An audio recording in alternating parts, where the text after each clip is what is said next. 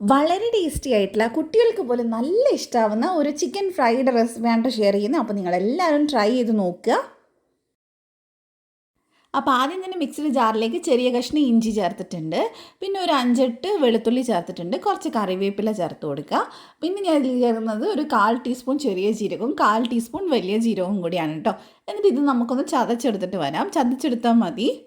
അപ്പോൾ അത് നന്നായിട്ട് ചതച്ചെടുത്തിട്ടുണ്ട്. ഇനി നമ്മൾ ഏകദേശം 3/4 കിലോ ചിക്കൻ എടുത്തിട്ടുണ്ട്. അതിനകത്തോടെ നമുക്കിതെല്ലാം കൂടെ ഒന്ന് ചേർത്ത് കൊടുക്കാം. പിന്നെ എരിവിന് ആവശ്യത്തിന് മുളക് പൊടി, ഞാൻ അവിടെ കാശ്മീരി എടുത്തിട്ടുള്ളത് ഏകദേശം 2 ടേബിൾ സ്പൂൺ എടുത്തിട്ടുണ്ട്. പിന്നെ ഇതിലേക്ക് നമ്മൾ മഞ്ഞൾപ്പൊടി ചേർത്ത് കൊടുക്കുന്നുണ്ട്, ഏകദേശം ഒരു 1/4 ടീസ്പൂൺ ചേർത്തിട്ടുണ്ട്. ആവശ്യത്തിനുള്ള ഉപ്പ് നമുക്ക് ചേർത്ത് കൊടുക്കാം. പിന്നെ അതേപോലെ തന്നെ ചെറിയൊരു പുളി കിട്ടാനായിട്ട് നമ്മൾ ഇതിലേക്ക് ഒരു നാരങ്ങയുടെ പകുതി നീര് ചേർത്ത് കൊടുക്കുന്നുണ്ട്. അപ്പോൾ കുരു പെടാതെ നമുക്കത് മുഴുവനായിട്ട് ചേർത്ത് കൊടുക്കുക. ഇനി നമുക്ക് നന്നായിട്ട് ഇതിനൊന്ന് മിക്സ് ചെയ്തെടുക്കണം.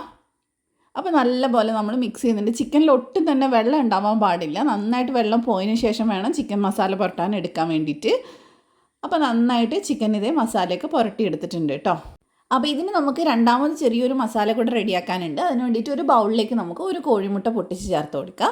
അതിലേക്ക് ഇനി 1 ടേബിൾ സ്പൂൺ മൈദ ചേർത്ത് കൊടുക്കുക. പിന്നെ നമുക്ക് ചെറുതായിട്ടൊന്ന് ക്രിസ്പിനെസ് കിട്ടാനായിട്ട് 1 ടേബിൾ സ്പൂൺ റവ നമ്മൾ ചേർത്ത് കൊടുക്കുന്നുണ്ട്. അതിൻ്റെ കൂടെ തന്നെ 2 ടേബിൾ സ്പൂൺ കോൺഫ്ലോറും കൂടെ നമുക്ക് ചേർത്ത് കൊടുക്കാം.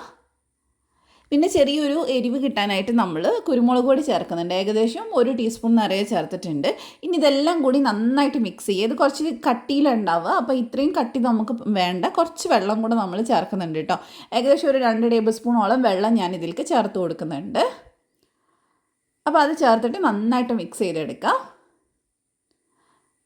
കട്ടയില്ലാതെ വേണം മിക്സ് ചെയ്തെടുക്കാനായിട്ട്. അപ്പോൾ നമ്മൾ നന്നായിട്ട് മിക്സ് ചെയ്തിട്ടുണ്ട്. ഇനി ഇത് നമ്മൾ ഓൾറെഡി ചെയ്തിട്ടുള്ള മസാലയിലേക്ക് ഒഴിച്ചു കൊടുക്കുകയാണ് ചെയ്യുന്നത്. എന്നിട്ടെല്ലാം കൂടെ നമുക്ക് ഒന്നും കൂടെ നന്നായിട്ട് മിക്സ് ചെയ്യുക. അപ്പോൾ ചിക്കൻ നല്ല ജ്യൂസി ആയിട്ട് ഉള്ളിലൊക്കെ മസാല പിടിച്ച് നല്ല രസം ഉണ്ടാവും കഴിക്കാനായിട്ട്. അപ്പോൾ നല്ലപോലെ നമുക്കൊന്ന് മിക്സ് ചെയ്തെടുക്കാം. ഇനി നമുക്കിതിന് ഏകദേശം കുറഞ്ഞത് ഒരു അരമണിക്കൂറെങ്കിലും വെക്കുക. ഞാൻ 1 മണിക്കൂർ അവന് മാറ്റി വെക്കുന്നുണ്ട്.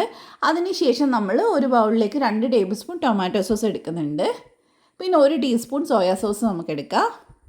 അതിൻ്റെ കൂടത്തുണ്ട് 1/4 ടീസ്പൂൺ പഞ്ചസാരയും 2 നുള്ളു ഉപ്പും നമ്മൾ ചേർത്ത് കൊടുക്കുന്നുണ്ട്. പിന്നെ അതേപോലെ തന്നെ 1-2 ടേബിൾ സ്പൂൺ വെള്ളം കൂടെ ചേർത്ത് കൊടുക്കുക. ഇത് ഒരുപാട് കട്ടിയിലല്ല കേട്ടോ നമുക്ക് വേണ്ടത്, കുറച്ച് ലൂസായിട്ടാണ് വേണ്ടത്. അപ്പോൾ അതിനനുസരിച്ച് വെള്ളം ചേർത്ത് കൊടുക്കണം. ഞാൻ ഏകദേശം 2 ടേബിൾ സ്പൂൺ വെള്ളം എടുത്തിട്ടുണ്ട്. അപ്പോൾ ഇനി നമുക്കിത് മാറ്റി വയ്ക്കാം. അപ്പോൾ ഏകദേശം 1 മണിക്കൂർ കഴിഞ്ഞിട്ടുണ്ട്. ഇനി നമുക്ക് ചിക്കൻ നന്നായിട്ടൊന്ന് ഫ്രൈ ചെയ്യാം. ഏതെങ്കിലും ഫ്ലേവർ ഇല്ലാത്ത ഓയിൽ വേണം ഇട്ട് ഫ്രൈ ചെയ്യാനായിട്ട്, വെളിച്ചെണ്ണയിൽ ചെയ്യേണ്ട. അപ്പോൾ ഞാൻ ഇവിടെ സൺഫ്ലവർ ഓയിൽ എടുത്തിട്ടുള്ളത്. അപ്പോൾ തിരിച്ചും മറിച്ചിട്ട് നമുക്ക് ഏകദേശം ഒരു 15 മിനിറ്റ് ഇതിനൊന്ന് ഫ്രൈ ചെയ്തെടുക്കാം. അപ്പോൾ ഒരു 15 മിനിറ്റോളം നന്നായിട്ട് ഫ്രൈ ആക്കിയിട്ടുണ്ട്. നമ്മുടേത് ചെറുതായിട്ടൊന്ന് കറുത്ത് തുടങ്ങിയിട്ടുണ്ടായിരുന്നു. ഇത്രയും വെക്കേണ്ട ആവശ്യമില്ല കേട്ടോ, ഞാൻ വേറെ പണിക്ക് പോയപ്പോൾ കറുത്ത് തുടങ്ങിയതാണ്. അപ്പോൾ ഇനി നമുക്ക് ഇതെടുത്ത് മാറ്റാം. ഇനി വേറൊരു പാൻ എടുത്തിട്ട് നമ്മൾ ഫ്രൈ ചെയ്ത എണ്ണ ഉണ്ടല്ലോ, അത് ഒരു 1.5 ടേബിൾ സ്പൂണോളം നമ്മൾ ഒഴിച്ചു കൊടുക്കുന്നുണ്ട്. അതിനകത്തോട്ട് ഞാനൊരു 5-8 വെളുത്തുള്ളി ചെറുതായിട്ട് കട്ട് ചെയ്തത് ചേർത്ത് കൊടുക്കുന്നുണ്ട്.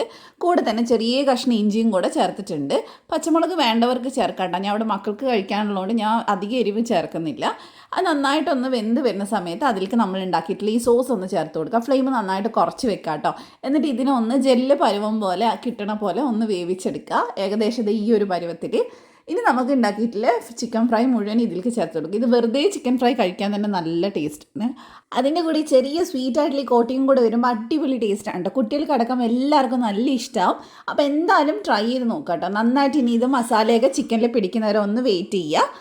അപ്പോൾ നന്നായിട്ട് ഇത് റെഡി ആയിട്ടുണ്ട്. ഇതുപോലെ തന്നെ ട്രൈ ചെയ്ത് നോക്കുക. റെസിപ്പി ഇഷ്ടമായിട്ടുണ്ടെങ്കിൽ പേജ് ഫോളോ ചെയ്യാൻ മറക്കല്ലേ. മറ്റൊരു വീഡിയോ കാണുമ്പോൾ ബൈ.